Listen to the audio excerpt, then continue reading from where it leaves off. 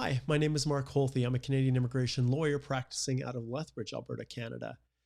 I created this course together with my team to help you navigate your way through the new application process for the Canada-Ukraine Authorization for Emergency Travel.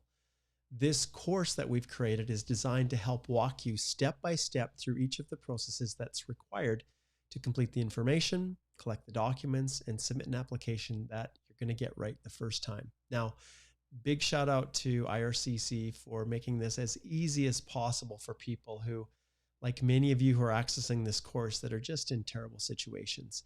Our heart goes out to you, and there are many firms like ours that are trying to provide assistance.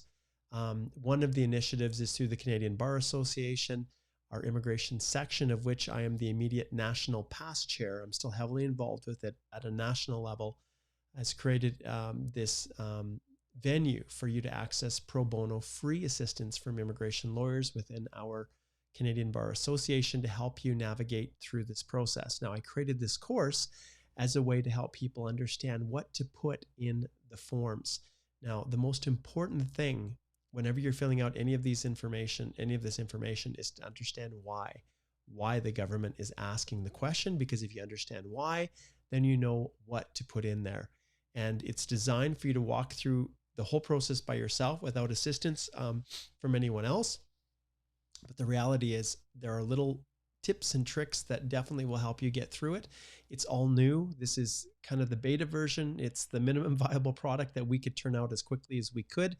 So for sure, there's going to be other insights or help or assistance that's going to come out as we learn more about this. But this is just to make sure that when you're submitting applications, and those of you who are desperate to get these in are going to have a little bit of an extra resource to help you navigate it through it.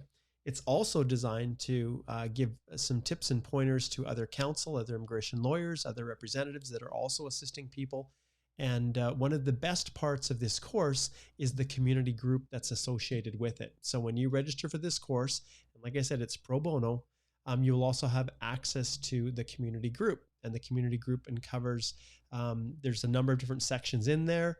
There's our main discussion group. There's sections for getting to know each other. And the reality is when you're in it together, you can get insight and tips and strategies and help from other people. So the community group is meant to be a safe place where you can share information with one another, learn from other people's experiences, because let's face it, no one knows how this is going to play out. So although I'd love to have spent 5 years preparing this like I did with the Express Entry course and the other courses that we have, and have a long time going through the process, understanding how it works, really being able to drill down to all of the little nuances, it's just not possible. So this is our and my view really of the best way to submit your application, the information to put in it, but I'm open for any comments and feedback. So the community group, which, like I said, you're subscribed to that as well as the actual access to the course material. There's a section for getting to know each other, one for traveling to Canada, one for job opportunities, and for housing, which are all aspects of this cycle of coming to Canada temporarily for many of you till, this crazy world, rights itself and things get back to normal. And many of you will probably want to return home and help rebuild your country. But those of you who are interested in sticking around longer, I attended a meeting just 2 days ago on March the 18th. I'm the immediate past chair, like I said, of the national section, and so I'm still an executive officer, and we were able to attend a meeting with the government where in a couple of weeks they're going to be announcing some provisions to allow for family sponsorship for people to remain permanently.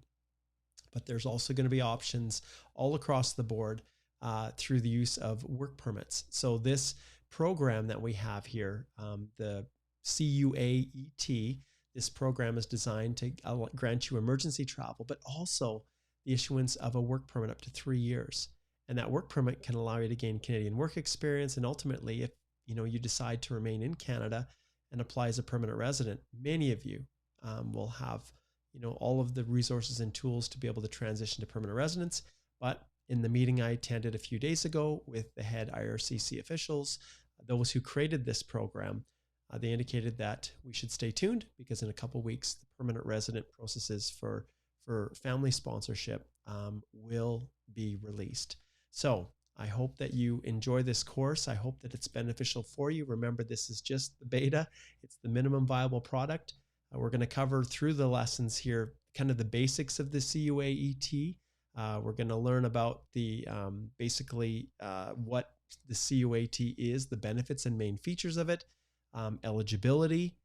Then we'll jump into things that you really need to be aware of and kind of some tips, I guess, top tips. And that section will grow.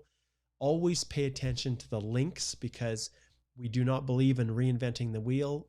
There will be other people that have great resources. And if we have access to those, any that you can provide to us, we will add this to the course so that it becomes a living, growing, breathing source of information. But the key here is lots of people talk high level, but very few dive down deep into actually how you fill it in. Many representatives will say, we'll just do it for you. And that's totally cool. But this is designed to help you have the tools so that you can do it on your own. We'll also go through filling out the application forms, collecting the supporting documents, and submitting it and what to expect after. Everything from the biometrics requirement, which is probably going to be the trickiest, all the way to getting that final approval and what to expect when you fly to Canada. So hopefully this will be helpful for you. We just consider it a privilege to be able to help you guys in any way we can. And yeah, we're so grateful for our country. We're so grateful for the opportunity that we have to open our doors to you. And we hope that that this course in some small way will be a benefit to many of you. All right. Thank you. And we will see you in the next lesson.